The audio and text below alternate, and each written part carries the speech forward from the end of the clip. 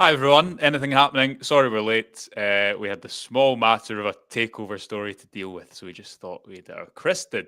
So we just thought we would, build up a little bit of anticipation, some nice early optimism. Chris, Brian says this is the best I've heard Josh sound, so good morning to you as well, Brian. But listen, we're here to talk all things Rangers as usual. The breaking takeover update we have from Chris Jack, we will get to in just a second. A reminder, first and foremost, this video is brought to you by our sponsors, S1 Jobs. If you're looking to hand in a transfer request, look no further than S1 Jobs. Loads and loads of options across the central belt. The information is in the ticker below.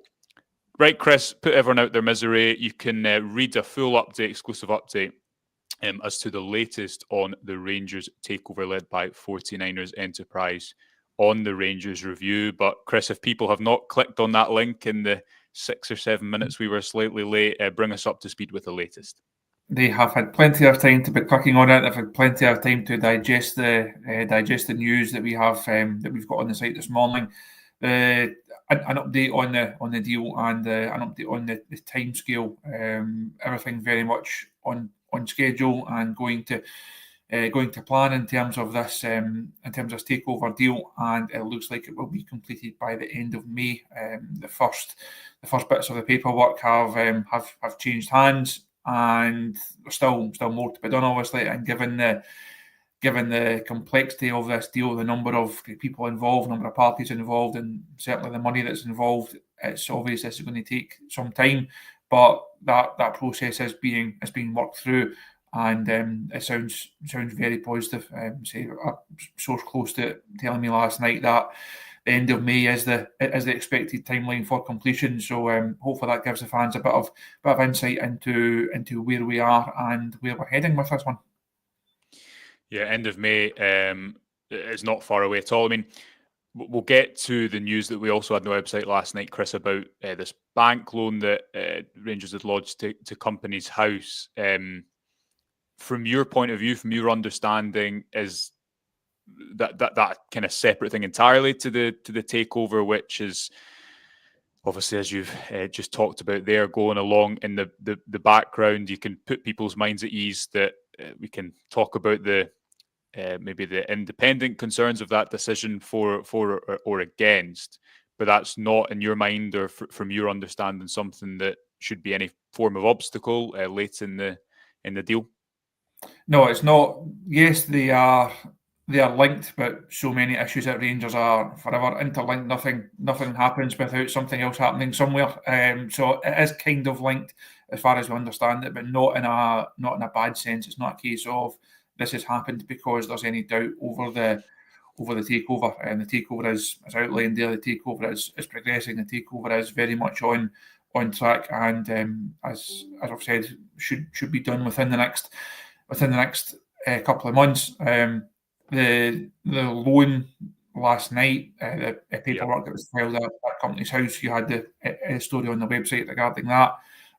It looks like it's a bit of bookkeeping, and I think if you look back to how Rangers have kind of operated in recent seasons, there has been this requirement, obviously, for external finance. There has been this requirement for investors and shareholders to continually go back and put money in to get, when you get to certain points, you've spent your season ticket money, you've spent a lot of the other money that you managed to bring in, you get towards the end of the season. Rangers have always almost indeed topped up towards the end of the season for quite some time now. And it looks like, having been through that paperwork last night, it looks like that's what this is. In previous years, Rangers would have been topped up, to use that phrase, by a shareholder. That would have then been a shareholder loan, potentially then converted to shares further down the line. There's no point for anyone to provide another loan right now, given how close this takeover is. There's no point in anybody else putting money in to then convert to shares, given how close this takeover is. The only other way to then get the money in to get Rangers through to that point where they need to be is by going down the external loan option. And as that paperwork shows, Macquarie are the chosen avenue that they've decided to go down at present.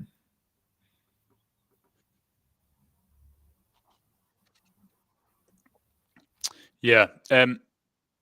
Chris, from the takeover overall, obviously it's significant news you're sharing that you've broken today. Is there from here, if there's people, there's some maybe some more positive members and more pessimistic members of society, from here, is there major obstacles to get over? Again, from your understanding, from what you're hearing, is it just formalities from here? I mean, there's that. People always say in football, nothing is done until it's done, because of the nature of it, because of how unpredictable it can be. But you wrote, I think, a couple of weeks ago that the middle of the middle of March was kind of like the deadline as to when you expected this batch of paperwork to be through. From here, what should people expect as the next step? And is there any other major obstacles to overcome, or from your understanding, is it just now quite literally a matter of time? I think there's certainly a real willingness from all sides now to get this done. You don't get this far through the process, as we've outlined on the site over the last couple of weeks since we've spoken about on the show. This has been on the table since October time. That's when the first feelers were started putting out, when the first real discussions started in terms of bringing new owners and bringing new investment into Rangers Football Club. I don't think you get through everything that has happened since then, and you get to this stage without everybody being really, really keen for this to happen. As someone said to me a couple of weeks ago when I was discussing this with them, the 1%, the final 1% can often be the hardest. That's the final bit. Until everything is signed, until everything is done, until the money has changed hands, you can never say it's done. But we use that analogy when we're speaking about transfers or speaking about managerial appointments or anything else. So you can't say it is definitely done. It will definitely happen. But I think as we've written and as we've discussed, there is this real willingness for it to happen now, and it would be a real surprise now if it doesn't happen, just because of the work that has been put in.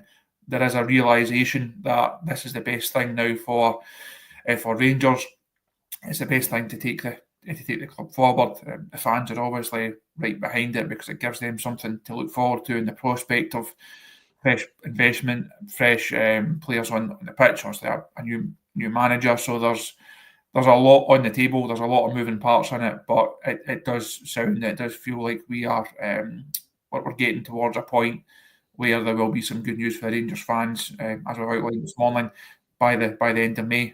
It's not a silverware good news. It's not the good news that they're usually hoping for come the end of May, but it's it's definitely shaping up to be a really significant couple of weeks for this football club. Yeah, it is. Yeah, and 10 years on, you had the piece on the website last week. I think the days are really merging into one at the moment, but that's the way we like it. But you had that piece reflecting on 10 years since a regime change, and yeah, it looks like that is now going to be the case. Almost 10 years exactly on again. Listen, we'll get to some comments. Tons flooding in. Some commenting on this nice plant. This to this side, Chris, behind me, that my wife's put up that makes it look like I have longer hair than I do. I do need my haircut regardless. But yeah, just to put people at ease, that is not my current hairstyle. We also have the small matter of a Jose Mourinho press conference to talk about today. Chris, Rangers have very, very realistic opportunity to advance in Europe and add a little bit more feel good to this season tomorrow night, and amongst a few other bits and bobs. I guess just finally on the takeover, Chris, we'll get to a few comments. We'll speak about this tons in coming months, and we've already had a lot of coverage on the different intricacies of it. But what would you expect, presuming that it happens by May or June, and as you say, that the timeline follows as expected? What will the summer look like? Because we know it's not. Look, Rangers require investment. The most recent accounts show that this season has been what it has. We know that the club want to get the sporting director in place, and the talks are ongoing for that prior to appointing a manager. It's not just going to be take this amount of money and make it work. There's going to be you'd guess a real rehashing out of strategy to get the long-term picture right too. What will the summer look like? I know you won't have all the information on it, but from what you do and your kind of hunch, is there going to be another massive rebuild, or do you think this will be a case of building slowly and steadily and ultimately sustainably while still seeing results on the pitch that, let's be honest, if you look at this domestic season, it shouldn't be too hard to make it better than next season than it has been this season? I think the summer will be busy for us both. Put it that way. I think there could be a lot of phone calls made and a lot of WhatsApp messages and a lots of emails sent because you're looking at another big turnover of players. I think we don't know obviously who the sporting director is going to be yet. Don't know who the manager is going to be yet. Don't know what the transfer budget is going to be yet. So there are still a lot of things that are very much up in the air. I think what you will see is once this is all in place, we will see things start to move quite quickly. I know when this news first broke and we first reported on it on the site, we first spoke about it on the show, there was a real, well, let's just get this done tomorrow, and everybody wants everything done as soon as possible. As I outlined earlier on, given the nature of the deal, it's going to take time for all the pieces to fall into place. I think once the major ones are in place, you will then see Rangers make a lot of moves quickly because time is of the essence once you get to the summer, and they do have a lot of work to do. A sporting director will look to plan out a transfer window. A manager will have to plan out a pre-season. You'll then have European games early on. You'll have the first domestic fixtures and all the things we speak about ahead of every season, all the major milestones.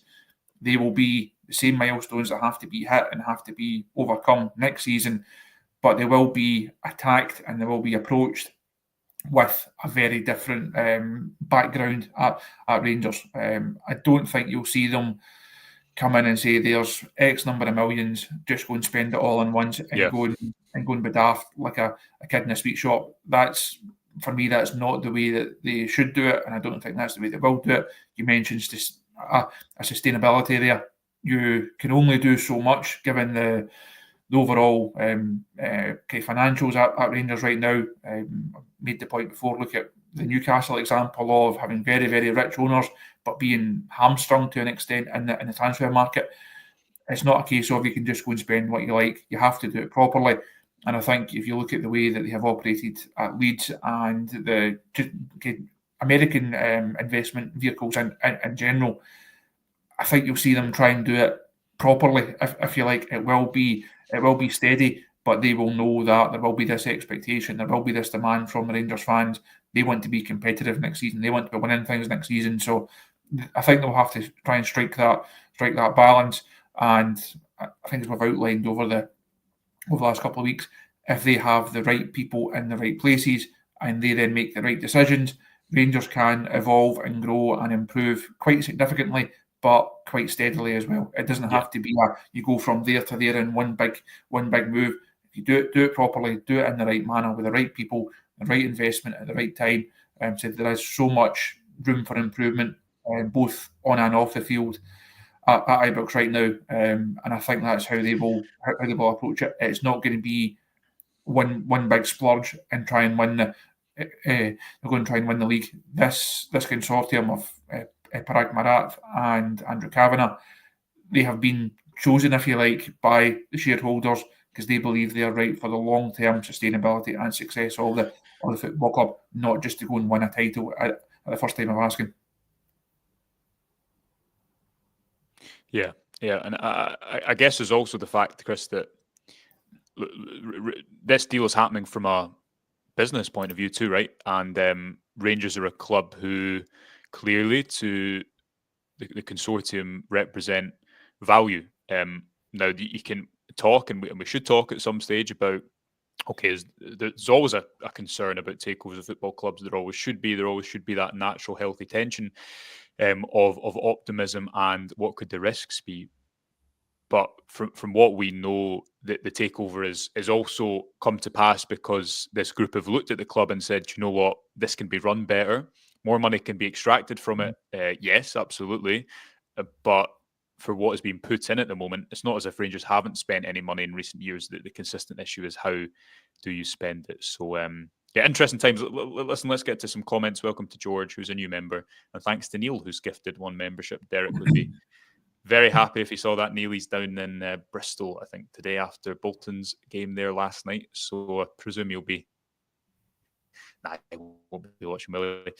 James says, got to be looking at about 8 players minimum in summer so we can challenge next season. Chris says, getting the foundations of the club sorted has to be the priority, and we can go from there. Scott encouraged that it looks like we'll have time to deal with pre-season. Jim would like 2 players of quality over the 10 million mark and build the team around them. So, that's what some of the comments are saying.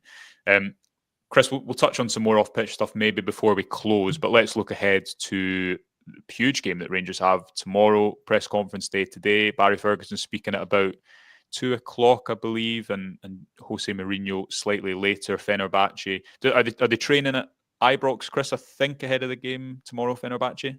It's 2:45 for Barrie at Ibrox later on, so a later start for Rangers. They are training just now, actually, or next half an hour or so up at the training ground.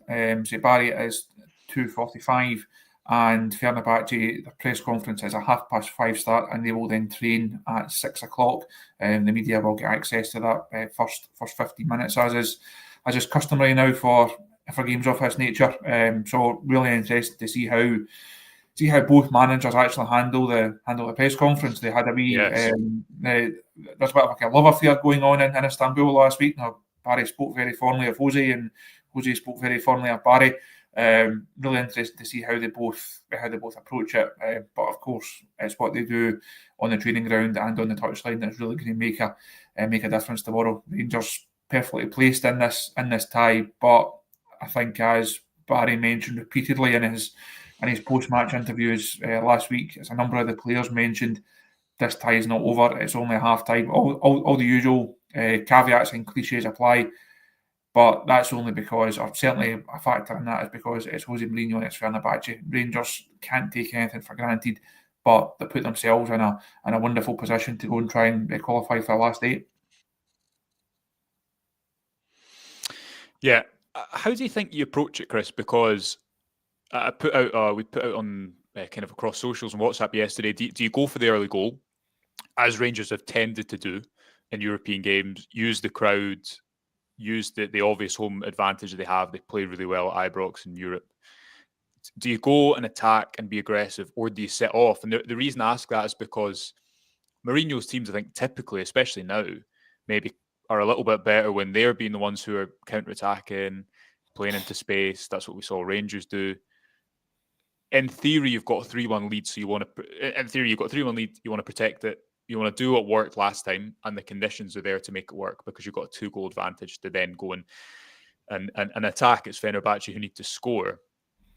But does being at Ibrox change that? And does the expectancy of the crowd change that? How do you see it, Chris? Because he's got a big decision to make, Barrie Ferguson. He called it right last week. You suspect there'll be maybe some mind games from Mourinho in the build-up today.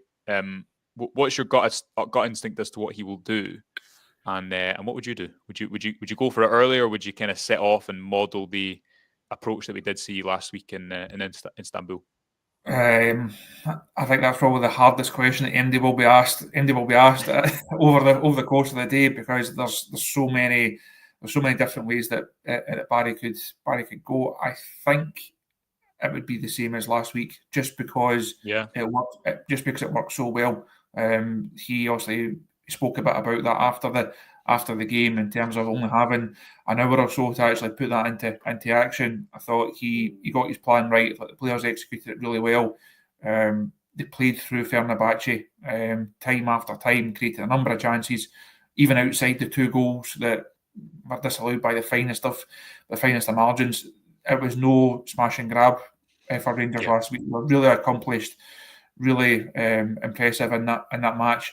And I think that would give them the best chance, because you know that Fenerbahce, they will have to, I don't see them coming being gung-ho from the first minute and start firing balls forward just to try and spook Rangers. You would imagine they will have to be somewhat on the front foot. And I think we saw in the first game, they can be exploited at the back. There is going to be spaces there for Rangers to operate in. So I think you would not invite too much pressure onto you, because if Fenerbahce score the first goal and if it comes early on, that puts a very different complexion on the tie.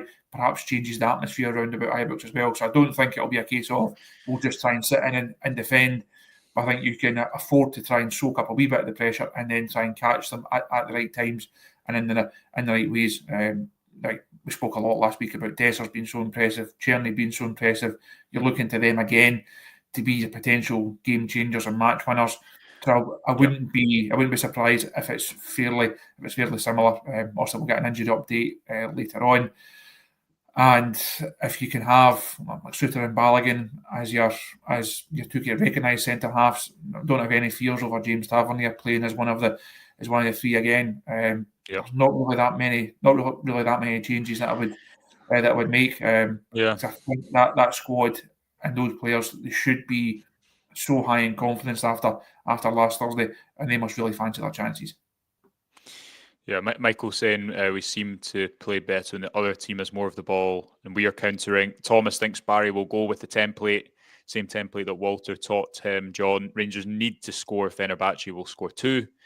He predicts two comments here I want to flag, Chris. Number one is James saying Sterling and Balogun would be the only changes of fit for me. Like, I'd be surprised if Robin Proper is fit for tomorrow. Maybe he is, but that was quite a knock. I think everyone saw him take last week. Would definitely bring Dujon Sterling in there. I believe St. Maximum hasn't travelled, is the latest rumours or reports to come out of the Turkish media. So we will get some confirmation on that today. But I think you play Dujon Sterling in this game. And Williams saying they'll have a Fred back in midfield. Our midfield won't have as much space this time. The midfield, Chris, I thought Diomande and Raskin were both excellent last week. We have a piece on the website today, which feels like a long time ago I wrote it. It was only yesterday afternoon before this latest takeover development, but it's telling a little bit of the story as to Diomande's move to Rangers, why they were so keen to buy him. Well, he had a good relationship with Clement, but maybe why his domestic template didn't get the best out of Diomande, and trying to explore this question of, look, how can a player look so good against Fenerbahce under pressure but struggle to dominate a game against Motherwell? There's reasons for that. We can get into it a little bit, certainly in my opinion, Chris. But those two players will be fundamental to Rangers going through as far as they do go in this tournament, because I think you'd kind of say Raskin and Diomande, certainly at this level in the Europa League, you don't look at many midfields Rangers are going to come up against, especially if you have the third man in Connor Barron. You don't look at many midfields and think that they're going to be outdone. Now, Fred coming back is a big boost for Fenerbahce, but you'd still think the Rangers should have enough in that midfield position tomorrow. Do you go along with that? You mentioned Dujon Sterling there. Is he someone that you'd bring in at right back to replace Ridvan, or is he someone that you bring in to replace Connor Barron? I think if Barron is replaced, it would be harsh on him. I thought Diomande and Raskin for me were the two best players on the pitch last week. That's maybe doing Dessers and Czerny a slight disservice, but there wasn't a lot in it at all. But I thought the two of them were integral to that Rangers performance. For Barron to come in, having been out for as long, having had a difficult few weeks injury-wise, and also not being able to get himself back into the team, I thought he deserved a lot of credit for his performance as well. And if Sterling was to come in, I wouldn't have any fears over that at all. But for me, it would have to be at right back rather than in central midfield. I think that three more than deserve their chance to go and get another attack at Fenerbahce. Yeah, I think Sterling, like we obviously reported, we spoke about the time that it was this fractured shin that he took in that. I think it was actually with Liam Kelly, but he was pushed into Liam Kelly by the challenge from, it might have been Martin Boyle. It was certainly a Hibs attacker that kept him out for a couple of months. He's had this frustrating stop-start season in that he's played really well at right back and then been moved into different positions, picked up little knocks here or there, played in different positions for the team. And I don't think it's a coincidence that you've seen over the past year when Rangers players do play in different positions that require ultimately kind of different physical outputs. They do pick up these injuries. But for me, he helped. I know we spoke about this after the game, Chris, but for me, he really helped change the game, swing the game back in Rangers' favour, because St. Maximum was winning that duel against Ridvan. I thought he was more powerful than Ridvan. Got quite a few crosses into the box. Sterling came on, and the first thing he did was send him the other way with a really aggressive challenge. If you play him at right wing back, I also think you have that drive and power to take Rangers up the pitch. And actually, if you speak to people, that's the position Sterling played, and that's a position that perhaps some clubs in the future, if there is interest, and there has been interest in Dujon Sterling since he came to the club, that right wing back slot is potentially where people see him as having the highest ceiling. So I'd go with him in there.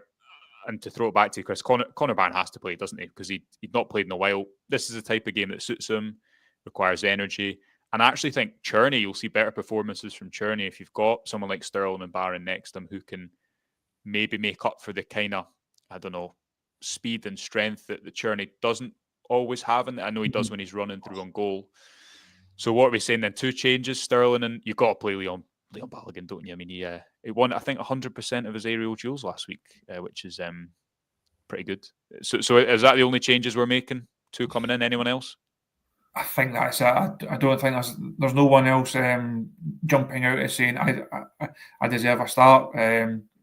You're looking at. I think if Barrie goes with the same kind of formation and same kind of approach, that would be the side. I know people will raise Jack Butland's position, but I think he's definitely going to start. It's not a game you're going to see the manager make a call to change the goalkeeper. So I think it'll be Butland, that back three that we've spoken about. Interesting. I saw a comment come in regarding that third centre back slot. Do you have Tav in there? Do you have Sterling in there? I think for me, Tav has been that impressive in that position. He's your man. That I know it would be a case where you move Tav back out wide and you then get a bit more of a James Tavernier performance. How many times has he stepped up on these European nights and produced big assists or big moments or goals? But I think he's been that steady in that back three partnership. You keep him in there. Sterling comes in, gives you a bit more balance and also a more natural option on that right hand side. Maybe slightly harsh on Ridvan, who he's not had a great season, but he has filled in. He has done a job, but ultimately Rangers need to find the best way of getting a performance and a result, and I think that comes with Balogun starting and with Dujon Sterling starting. Lewis says, slightly controversial, I'm starting Igaman over Dessers tomorrow. I think if there's space, what you see with Dessers is like, see when there's space to play into, and it's the same as Cherney. I just think they're different players. Cherney he's averaged something like 1.4 successful dribbles per 90 in the Scottish Premiership, Chris, and like 2.5 in the Europa League. And I think that simple stat depicts that he's just a more threatening player when there's space to run into. He's not quite as electric one-on-one when it's about breaking down a block. And Dessers similarly, we've seen games at Ibrox this season where he's been anonymous, but when there is space to run into, I thought that was probably his best performance in a Rangers shirt over in Istanbul next week. I presume you're keeping him in there instead of Igaman. I mean, people can let us know in the comments if there's any other changes they'd make to the team, but are you keeping Dessers in there regardless, Chris? I think you have to. I think Dessers has to, given I spoke about it being harsh on Ridvan potentially missing out and Barron missing out. It would be really, really harsh if Dessers misses out, given the performance that he produced last week. I spoke to Derek pre-match actually last Thursday, and said that I would have gone for like a man. He would have been the man that I would have chosen, but Dessers more than proved that point wrong. It was a really, really an all-round performance. It wasn't just the fact that he got himself in the positions to get the goals and took the first one well and was unlucky with the 2 offside ones.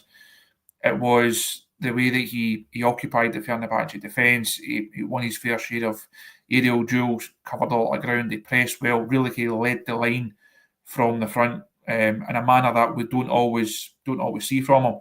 I think having Cherney in the role that he had, it allowed him that a bit more support, allowed him someone to play with and play off. If you get people around Dessers and you play to what he's good at, he looks so much more effective and is so much more effective. His worst performances come when Rangers are miles and miles away from him and the midfield's too deep and the wide players are just firing balls into him. He's never going to win. Rangers play the right way to suit Cyril Dessers, he can score goals at this level. And I mentioned the mentality of it earlier on. He must be absolutely flying after last week. He'll be disappointed that he didn't get his hat trick, of course, but he actually, as he mentioned in the mix zone afterwards, he's been to a European final before. He knows what this level on this stage of football, and he knows what this level on this stage of football is all about. And I think you'll see another big performance from him on Thursday night. Because he was really key for Fenerbahce final, wasn't he? To power them to the Europa. Was it the Conference League final? I think under Slot. Was that against Mourinho? Was it not against Mourinho, the final? I'm sure someone can tell me in the comments, but I'm sure it was against. Yeah. Redemption for Cyril. A couple more comments we'll get to. Chris, do let us know in the comments if you'd make any other changes. Dave saying Sterling at right back and Ridvan for Chefty at left back. Ridvan is a better defender. I thought Chefty had a good enough game over there. I mean, the assist he should have for Dessers, I think that's the type you could maybe say he played the ball a fraction too late, Chris, but it's so tight that it's hard to be critical. But that's maybe what's been levelled against him, his final ball. And I thought actually he did that pretty well over there. We shall see. He's also got a little bit more height than Ridvan, and we know that Fenerbahce are going to try and cross the ball relentlessly. 36 crosses he attempted in that game, which is like back to remember when Rangers a few years ago, we'd look at their cross numbers and it was like post 30, upwards of 30 every single game. Do not bring those days back. Simple Simon says, Jeffy's passing was wild at teams, but he won the ball well. Headkeeper Ridvan at left back for him. Thomas says Chefty needs a rest. Ted Ben, the Europa League is there for the taking. No standout team. Rangers will play one of Roma and Bilbao. Should they go through? Roma 2-1 up, I believe, Chris, from the first leg. There is a real opportunity here to do something. And if you look back to the most recent Europa League run, which wasn't too long ago, it was these nights at Ibrox that ultimately kind of created it. The away performances, there was Dortmund, and aside from that, I think that was the only win Rangers had away from home. They obviously lost against Leipzig, lost against Red Star. Braga lost 1-0, didn't they? That very forgettable game. Fashion Sakala played as a central striker. That's my presiding memory of that game. There is a real opportunity to do something here, Chris, isn't there? And if Rangers do get through tomorrow, then it starts to bring that question of what if, where can it go? And it was interesting. You were in the mix zone last week speaking to the players. I thought you sensed in watching the videos and reading the comments that they were kind of believing that after that performance. Did you pick that up too, that the likes of Dessers and Tavernier, who have been to a European final before, maybe get the sense that while it's still a long way away, it's not off the table? I think at the start of this Europa League campaign, not many people at all would have given Rangers a chance to get into the final. When they then qualify in the manner that they did, and you reach that top 8, you think, well, maybe if the draw is kind, and you never know, you then look at the draw, and obviously a lot has happened since the draw, both on and off the pitch. It's been a fairly busy few weeks. You then get Fenerbahce. You think that's probably the hardest tie that Rangers could have been paired with. Mourinho factor and all the rest of it.